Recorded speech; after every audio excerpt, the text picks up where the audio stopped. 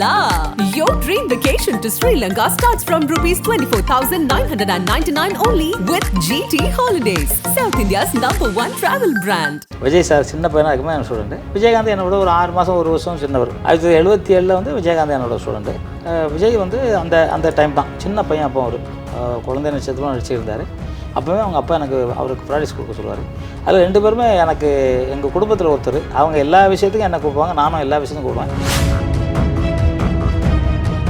இன்னைக்கு விஜய் வந்துட்டு நிறைய பேர் வந்து அடுத்த எம்ஜிஆராக ஆகிறதுக்கான அத்தனை சாத்தியங்களும் இருக்குது அப்படின்னு சொல்லி சொல்கிறாங்க. இல்லை சார், விஜய் சார் வந்து நல்ல மனிதர், பண்புள்ளவர், ரொம்ப ஒரு நல்ல மனிதர். அதில் எந்த மாற்று கருத்தும் கிடையாது. ஆனால் எல்லாத்தையும் பழக மாட்டார். எம்ஜிஆர் வந்து எப்படின்னா, உங்களுக்கு வந்து அழுக்கு துணி போட்டு கண்ணெலாம் ஒரு மாதிரி இதெல்லாம் ஊழலாம் வந்திருந்தால் கூட கட்டி பிடிச்சி அணைச்சி அந்த தும்பப்பு மாதிரி கரிச்சி பிடிச்சி துடைப்பார்.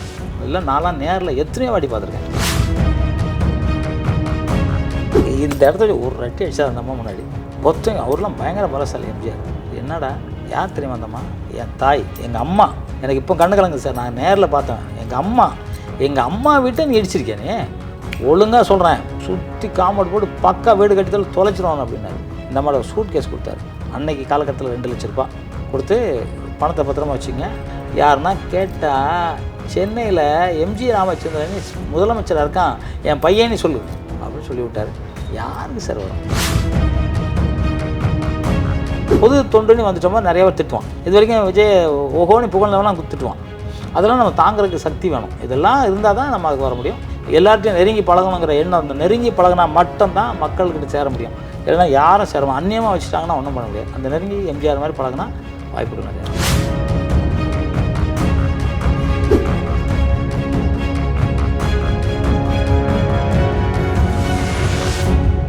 ஆகாமியர்களுக்கு வணக்கம். நான் உங்கள் அஷ்ரஃப். இன்று நம்மோடு இருப்பது ஸ்டண்ட் மாஸ்டர் கலைமாமணி ஜாகுவார் தங்கம் அவர்கள். சார் வணக்கம் சார். வணக்கம். வீட்டுக்குள்ளே நுழையும் போது நான் பார்த்தேன், விஜயனுடைய ஃபோட்டோ ஒன்று இருந்தது. அங்கேருந்து தான் வீட்டுக்குள்ளேயே நம்ம நுழைஞ்சோம். விஜயகாந்தம் விஜயம். ஆமாம், 2 பேர் அவர்கள் 2 விஜயம் இருந்தார், விஜயகாந்த் இருந்தார், கூட நீங்களும் இருந்தீங்க அப்படின்ற மாதிரியான ஒரு இது. எந்த மாதிரியான ஒரு பாண்டு உங்கள் 3 பேருக்குள்ள? 2 பேருமே என் ஸ்டூடெண்ட்டு. 2 பேருமே விஜய் சார் சின்ன பையனாக இருக்குமே என் ஸ்டூடெண்ட்டு. விஜயகாந்த் என்னோட ஒரு 6 மாதம் 1 வருஷம் சின்னவர். 1 வருஷம் 2 வருஷம் சின்னவர், அவ்வளோதான். 1977 வந்து விஜயகாந்த் என்னோட ஸ்டூடெண்ட்டு. விஜய் வந்து அந்த டைம் தான் சின்ன பையன். அப்போ ஒரு குழந்தை நட்சத்திரம் நடிச்சிருந்தார். அப்போவே அவங்க அப்பா எனக்கு அவருக்கு ப்ராக்டிஸ் கொடுக்க சொல்லுவார். அதில் 2 பேருமே எனக்கு எங்கள் குடும்பத்தில் ஒருத்தர். அவங்க எல்லா விஷயத்துக்கும் என்னை கூப்பிடுவாங்க, நானும் எல்லா விஷயத்துக்கும் கூப்பிடுவேன். அந்த விஷயத்தில் நான் ஜிம்மு ஒன்று திறந்தேன். அவர் 2 பேரும் அவருங்க 2 பேரும் வந்து ஒன்றா திறந்து வச்சாங்க. ஸோ அது ஒரு, ஏன்னா விஜயகாந்த் ஃபஸ்ட்டு பப்ளிக்கில் கூட்டம் போட்டது அதான் ஃபஸ்ட்டு. இங்கேருந்து எங்கள் வீட்டு போட்டு அந்த ரோடெலாம் கிராஸ் பண்ணி அவ்வளோ கூட்டம் வந்தது ஃபஸ்ட் டைம் வந்து. இது வரைக்கும் யாரும் அந்த கூட்டத்தை உடைக்கவே முடியல. ஏன்னா விஜய் வந்தார், ராமராஜன் சார் வந்தார், மும்தாஜ் வந்தாங்க, விவேக் சார் வந்தார், வடிவேலு சார் வந்தார். எல்லாரும் வந்து ஜிம்மு திறந்து வச்சாங்க. ஸோ அதில் வந்து ஒரு பெரிய இதாச்சு. அது நம்ம நினைவார்த்தமாக என்னோடய வீட்டு முன்னாடி யார் வந்தாலும் சரி முதல்ல அவங்கள தாண்டி வரணுங்கிறக்க வச்சது தான் சார். ஆனால் விஜயகாந்த் அவர்கள் இல்லாத ஒரு சினிமா இருக்கு இல்லையா, அதில் ஒரு வெற்றிடம் இருக்கு இல்லையா, அந்த வெற்றிடத்தை நீங்கள் எப்படி பார்க்குறீங்க? நிச்சயமாக சார், அவர் இல்லாமல் இருக்கிறது என்னமோ நமக்கு ஏதோ ஒரு கோடி பேரை இழந்த மாதிரி இருக்குது சார். ஒரு ஆளெல்லாம் இழந்த மாதிரி இல்லை, கோடிக்கணக்கான பேரை இழந்த மாதிரி இருக்குது. எனக்கு தெரிஞ்சு சார் அவர் வந்து அந்த 77 அவர் ஒன்றும் பெரிய ஹீரோலாம் கிடையாது. அப்போவே வந்து அவர் வந்து எல்லாருக்கும் வர்றவங்களுக்கு காலைல டிஃபன் கொடுப்பாரு.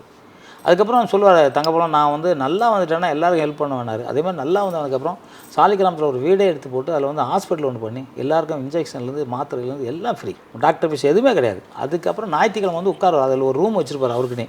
அதில் ஒயிட் ஷர்ட் தான் போடுவார், கதர் வெட்டி கதை தான் போடுவார். வந்து உட்காந்தாருன்னா செக் எழுதிக்கிட்டே இருப்பார். என்னென்னு பார்த்தீங்கன்னா, காலேஜில் படிக்கிறவங்க பணம்க்கு ஃபீஸ் கட்ட முடியாதவங்க வந்து உண்மையான ஆராய்ச்சி அதுக்கு எல்லோரும் கொடுப்பார்.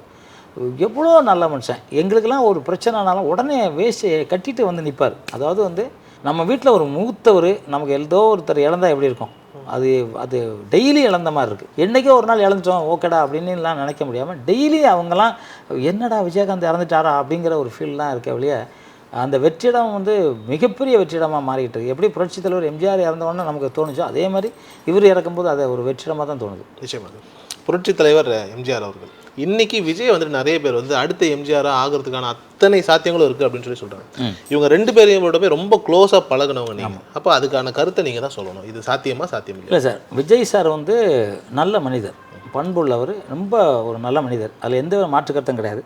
ஆனால் எல்லார்ட்டையும் பழக மாட்டார். இப்போ நீங்களும் பார்த்துருப்பீங்க. நீங்கள் உங்களுக்கு தெரியாத என்னை விட உங்களுக்கு நல்லா தெரியும். எம்ஜிஆர் வந்து எப்படின்னா, உங்களுக்கு வந்து அழுக்கு துணி போட்டு கண்ணெலாம் ஒரு மாதிரி இதெல்லாம் ஊழலாம் வந்திருந்தால் கூட கட்டி பிடிச்சி அணைச்சி அந்த தும்பப்பு மாதிரி கரிச்சி பிடிச்சி துடைப்பார். இல்லை நான்லாம் நேரில் எத்தனையோ வாட்டி பார்த்துருக்கேன்.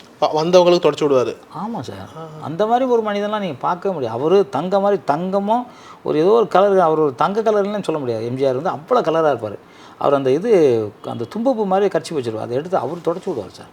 நான் நேரில் பார்த்துருக்கேன். ஏன்னா பார்த்துருக்காங்கன்னா ஒரு டைம் வந்து அவர் சிஎம்மாக இருக்கும்போது வெளியே போகிற கோட்டைக்கு நான் வந்து குன்றத்தூரில் போயிருந்தேன். குன்றத்தூர் போகிறேன், கார் நிற்கிது, நின்று ரிவேர்ஸ் வருது கார்.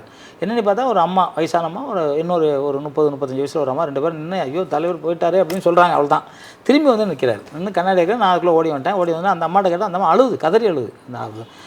எங்கே அவரை பார்த்துட்டுலாம் பேச முடியாது, எல்லாம் பேசவே முடியாது. அந்த மாதிரி ஒரு தெய்வம், ஒரு தெய்வத்தை பார்த்துட்டு எப்படி நம்ம கேட்க முடியாது, அந்த மாதிரி ஒரு உடனே அந்த அம்மா அழுத உடனே கர்ச்சீப்பை எடுத்து துடைக்கிறாரு. அப்படியே உடச்சிட்டு சொல்லுங்கம்மா என்னம்மா வேணும் உங்கள் புள்ள சொல்லுங்கள் அப்படிங்கிறாரு. அந்த அம்மா சொல்ல முடியல, அந்த அம்மாட்ட கேட்டால் அந்த அம்மாவும் சொல்ல முடியல. தலைவரை நேரில் பார்த்தோன்னே அப்புறம் தங்கம் அவனை கூப்பிட்டு போய் வீட்டில் சாப்பாடு கொடுக்கு அப்படின்னு சொல்லிட்டு கொடுத்துட்டு மத்தியானம் வந்தாலும் அதுக்குள்ளே நாங்கள் நிறைய விஷயம் கலெக்ட் பண்ணிட்டோம். வந்தோடனே சொன்னார் ஒன்றும் இல்லை, இந்த அம்மா வீட்டு பக்கத்தில் ஒரு மாவட்ட செயலாளர் ஏடிஎம்கே அவர் வந்து இந்த அம்மா வீட்டை இடித்து கட்டிக்கிட்டார் அந்த இடத்த. இவங்களுக்கு வந்து இந்த அம்மா வீட்டுக்காரில் அந்த பொண்ணுங்க வீட்டுக்காரில் ஆனால் அதை ஒரு குழந்தை ஒன்று இருக்குது, அவ்வளோதான், வேறு ஒன்றும் இல்லை. இதை சொல்கிறதுக்கு வந்திருக்காங்க, அவ்வளோதான். சொந்த கட்சியை பற்றியே குறை சொல்கிறதுக்கு வந்திருக்காங்க. ஆமாம், என்ன பண்ணியிருப்பாங்க இன்றைய காலத்தில் சாத்தியமே இல்லை. அப்படியே சரி அனுப்பிச்சி விட்ருமான்னு சொல்லி இப்போ பண்ணி விட்ருவாங்க. உடனே ஃபோன் பண்ணி அந்த ஆளை வர சொன்னார். அடுத்த நாள் காலையில் வராரு. அது வரைக்கும் இங்கே ராஜ மரியாதை அங்கே வீட்டில் அந்த அம்மா இருக்குது, ராஜ மரியாதையாக இருக்குது. வந்தோடனே இந்த இடத்துல ஒரு ரட்டி அடிச்சா அந்த அம்மா முன்னாடி பொத்தம். அவர்லாம் பயங்கர பலசாலி எம்ஜிஆர். என்னடா யார் தெரியுமா அந்தம்மா? என் தாய், எங்கள் அம்மா. எனக்கு இப்போ கண்ணு கலங்குது சார், நான் நேரில் பார்த்தேன். எங்கள் அம்மா வீட்டை நீ இடிச்சிருக்கேனே, ஒழுங்காக சொல்கிறேன், சுற்றி காம்பவுண்ட் போட்டு பக்கா வீடு கட்டித்தாலும் தொலைச்சிருவாங்க அப்படின்னாரு. சொல்லிட்டு அதுக்கு ஒரு காவல் இதை போட்டு அந்த வீடை கரெக்டாக கட்டி கொடுங்கன்னு சொல்லிட்டு இந்த மாதிரி ஒரு சூட் கேஸ் கொடுத்தாரு.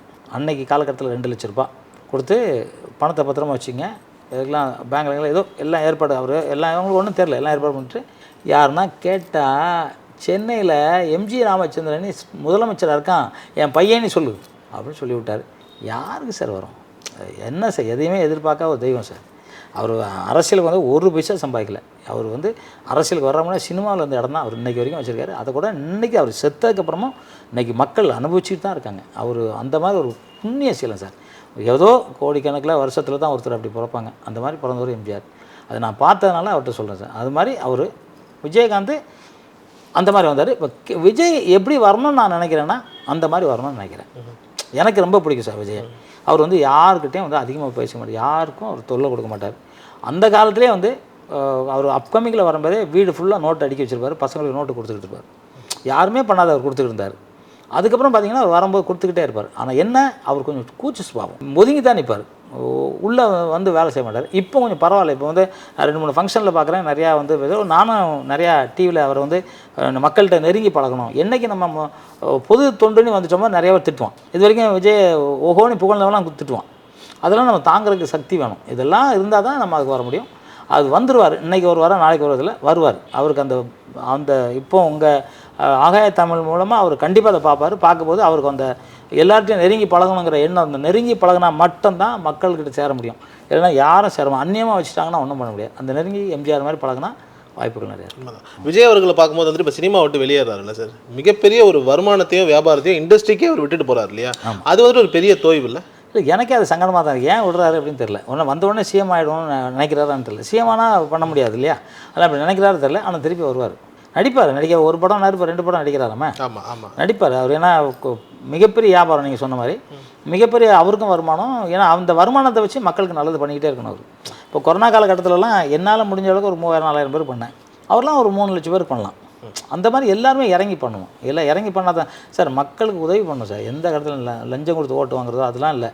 மக்கள் மனசில் எவன் பணம் கொடுத்தாலும் சரி, எனக்கு கஷ்டம் இதில் உதவி பண்ண அவர் தான் எனக்கு வேணும்னு தான் நினைப்பாங்க. நீங்கள் இன்றைக்கி 1000 ரூபா கொடுக்குறத விட அன்றைக்கி கஷ்டத்தில் கொடுப்பான், அதை ரொம்ப பேர் நினைப்பாங்க. ஏதாவது ஒருத்தர் மறந்துடுவான், எல்லோரும் நினைப்பாங்க. அந்த மாதிரி இப்போவுமே வந்து அவர் அவரோட கொள்கை அதான் இருக்கணும்னு நான் நினைக்கிறேன். பார்க்கலாம், நல்ல மனிதர். ஆனால் அதில் வந்து எந்த மாற்றுக்கத்தை, ஏன்னா குழந்தையிலேருந்து நான் பார்த்துருக்கேன். குழந்தையிலேருந்து அதுவும் வந்து அவங்க தங்கச்சி பேர் கேட்டார்னா அழுதுருவார், உடனே இப்பவும் அழுதுருவார். அந்த மாதிரி ஒரு நல்ல மனிதர். அதெல்லாம் பாசம் இருக்கவங்க தானே சார் வரும். ரொம்ப பண்பானவர், பாசமானவர், எந்த மாற்றுக்கிறது எம்ஜிஆர் மாதிரி எல்லாட்டையும் நெருங்கி பழகும். அதுதான். அவர் அரசியலுக்கு வருவார் அப்படின்னும் போது வந்துட்டு நிறைய பேர் என்ன சொன்னாங்க அப்படின்னா, ஒரு சில கட்சிகள் இதுக்கு முன்னாடி ஆண்ட கட்சிகள் எல்லாமே வந்துட்டு அவரை வந்துட்டு ஒவ்வொரு விதத்தில் டார்கெட் பண்ணோம், அதை வந்துட்டு அவரால் ஹேண்டில் பண்ண முடியாது அப்படிங்கிற மாதிரியான ஒரு விஷயம் இருக்குது. சமீப காலமாக அவர் மேலே நிறைய கிசுகிசுகள் வந்துட்டு இருக்கு. பீக் டைம்லேயே வராத கிசுகிசுகள் இப்போ வந்துட்டு இருக்கு. அவர் இவங்களோட இருக்காங்க, அங்கே போகிறாரு இங்கே போகிறாருன்னு எல்லாத்தையும் ஒரு கிசுகிசு ஆக்குறாங்க இல்லையா? இதை வந்துட்டு எப்படி சதியாக பார்க்குறீங்களா? இல்லை சொல்கிறவங்க யாரும் போகலையாமா? இல்லை கேட்குறேன், சொல்கிறவங்க யாரும் போகலையாண்ணே, அது அவர் இஷ்டம். அது என்ன இவங்க என்ன கேட்குறது? போயிருக்காருங்கிறது எனக்கு தெரியாது. ஆனால் அப்படிலாம் போக மாட்டார். அவர் எந்த பழக்கமும் நல்ல மனிதர். அவர் சும்மா சொல்லுவாங்க சார். அதெல்லாம் சார் ஒருத்தன் வந்தால் ஒரு 4 பேருக்கு காசு கொடுத்து பேசுகிறாமா, பேசத்தான் செய்வான். என்ன சொல்கிறீங்க?